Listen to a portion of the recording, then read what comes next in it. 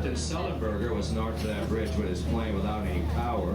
A couple of miles, the Miracle on the Hudson. Well, he basically glided the plane down just about by our sister boat. See the white and green vessel? That's the Sirloin boat, of course. So that's where Captain Sullenberger brought that plane down, ever so softly. I guess he glided about 9 miles above the Hudson River without any power. I think most of you know about it. You're taking off from LaGuardia Airport at Queens. You flock of geese above the girl called the Bronx. And the plane down into the Hudson. Just off the bow of our sister vessel up there. She's finishing its 3-hour cruise. Now the bow, I believe, is now open. If you don't mind standing, don't mind a little bit of wind and coolness, go down to the bow. It's a great place for your photographers if you want to hang out on the bow. You can see I'm king of the world if you want to embarrass yourself. The ventilation shafts for one of our automobile tunnels attached Manhattan. This would be the Lincoln Tunnel. We also have a lot of bridges. As New York City is very much a nautical city. All of our boroughs except for Wonder Islands require an outlet. The exception, by the way, would be the Bronx. Again, that's the borough we're not going to see today.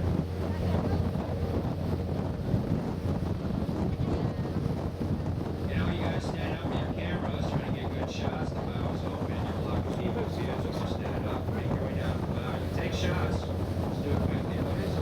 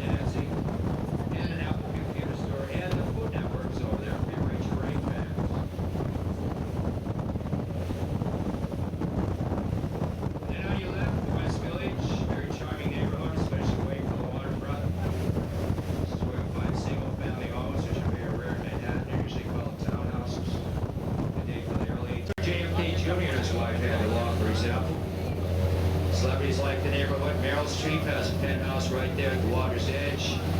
Mike Myers, Nathan Lane, and Billy Crystal have homes here. Robert De Niro partially owns 3 restaurants in the neighborhood.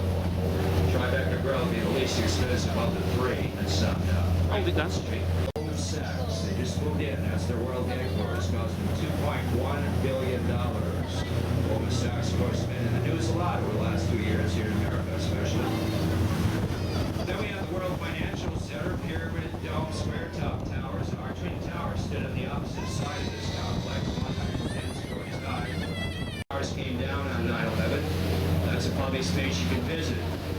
following days. Dining indoors, outdoors. Well, look over the atrium. You see that black tower? That's Millennium Hilton Hotel on Church Street. That looks out over the side of devastation we call Ground Zero. Keep your eyes on the atrium. You're going to see the Woolworth Building. Handsome older Woolworth Building, 56 stories high. Well, on September 10, 2001, we go by here, look at the atrium, see the tubes looking like an 11, 110 stories high. They can frame the Woolworth Building perfectly. Look over the cranes. Here comes the Woolworth Building. Imagine the cranes right in front of it, looking like an 11, framing it perfectly. Twice as tall as the building just about now. For those of you in front of this vessel, we certainly must never forget the 3,000 innocent people from over 24 different countries who were murdered at that site of Manhattan.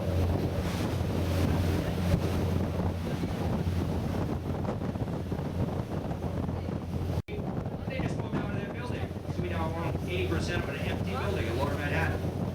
Here on your left is a concrete structure, rather unusual in shape and design. That's a symbol of a very tragic page in the history of mankind. It's a museum of the Jewish Heritage Holocaust Memorial. Those 6 sides represent the 6 million Jews who died in the concentration camps of Europe during World War II. They'll be closed on Saturday, of course, for the Jewish staff for Shabbos as we approach Battery Park. Now, a lot of you can see the statue. Our captain has chosen to do it this way. We do it 2 different ways, by the way. So we're going to see the statue closed up in about an hour when we get out there to that part of the harbor. So don't waste any digital material, because we're going to be right next to the lady. Because we're going to see Battery Park first. Sometimes we do this because you can't really see the UN very well as it gets darker. But this is Battery Park, named after the governors that used to be here. This is where the Dutch settled. In fact, that green and red top village is almost exactly where New Amsterdam was located. A little Dutch village that was formally incorporated in 1624. In fact, next to that building, where Broadway starts, a little park called Bowling Green. That's where the Dutch settlers had their homes. Long bowling being a popular sport most of the Dutch. That building, by the way, is now a free museum. It's a museum of the American Indian. Handsome building, free museum. Can't beat that. But the white tent, security tent you have to go through before you board the vessels to go out. Tonight's had a parade there a little over 2 years ago after winning the Super Bowl. John Glenn had 2 parades out that stretch of Broadway, the Astronaut Center for Ohio, and the Persian Gulf War veterans had a parade there as well. Governor's Island is on your right. You can visit this island this time of year. It's basically empty in the winter time. 170 acres, harbor view. Got a little white boat that'll take you over here. In fact, this weekend they're going to have a beer fest out of this island with 300 different beers for you beer lovers. I want to check that out. The Staten Island ferry boat, good shot for you. That's going to head over to Staten Island, which is across the harbor. Now here's where it left front by the blue and green glass. As most of you know, it is a free ride. It doesn't cost you anything to go over to Staten Island. And then coming up is the white ferry boat, or at least the green terminal where that ferry boat leaves from. Shades of green, a little bit of pink. Used to be used by vessels going to Brooklyn on your right. And in fact, here is Brooklyn. That's Red Hook by the big cranes. It's the last container ship operation in New York City, by the way. And then Brooklyn Heights is off the right bow. 2.8 million people reside on 9/11. 60 of them were off duty. Would have stayed home. Here comes Wall Street. Between the Black Window Building and the older concrete building will be Wall Street, and it is, of course, named after that wall the Dutch built across south to protect the little colony of New Amsterdam. There's inland on your left. Only worked for about 10 years, and then the British invaded and took over the colony. King Charles II of England gave the colony to his brother, the Duke of York. Of course, he did what any Duke would do. He named it after himself, New York, 1664. We'll keep looking off the rear of these blue and white vessels, the waterway vessels. You're looking, you will be looking right down Wall Street. So you can see that blue kind of square container right at the water's edge. It's a robin egg blue. Well, that's where you want to look too as we go. When you park your car illegally, you just take it away. Oh! And make it into scrap metal. Taxis? No, that's actually heading over to New Jersey. Will be smelted down, probably end up in India or China or somewhere in America. The building with the gold statue on your left, that is our municipal building where a lot of city government takes place. That's right at the foot of the Brooklyn Bridge, and that's very close to a building where you get your marriage license if you have any lovers on board. You do that tomorrow. Go over there, get married, tie the knot. License only $35 after all. Pressure. John Rowley designed this bridge. He was injured by the right tower, passed away from his injuries. His son Washington, Washington's wife Emily, oversaw the completion of this great bridge. Bridge. Notice also the barge on your right with the green and white awning. That is the famous River Cafe. Food is excellent, albeit quite expensive. Oh, I tried for lunch tomorrow. It's probably booked for brunch already.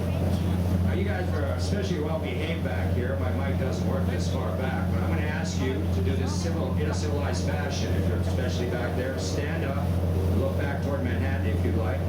You're going to get one of the great urban views in the world. Don't stand on the chairs, please. You can have the Brooklyn Bridge in the foreground and the skyline of Manhattan right over it. You've seen this in movies, commercials, postcards. It's not the same, though. Our twins are gone. If you look down the right side of the bridge, you see where our twins stood, right behind that silver tower, the Beekman Tower, 76 stories up. So our twins were 35 stories higher than that building, and they were right behind it, or would have been right behind it had that tower been up at this point. And if you look over the bridge, you'll see 40 Wall Street with the green top, 70 Pine Street with the needle-like 50s. Notice that very large red hull fireboat. Well, that's the brand new state-of-the-art fireboat we got about 2 months ago. It's called the 343. The name coming, of course, from the number of fire personnel that we lost on 9/11. Over those cranes where they do barge repairs, a long gray building, maybe you can make it out, that's the Steiner Film Studios, the largest sound stages on the east coast of America. That's where they filmed Enchanted, the Disney film a few years ago. Matt Damon was just over there working on a film called The Adjustment Bureau. And Nicolas Cage was there last fall, wrapping up a film called The Sorcerers of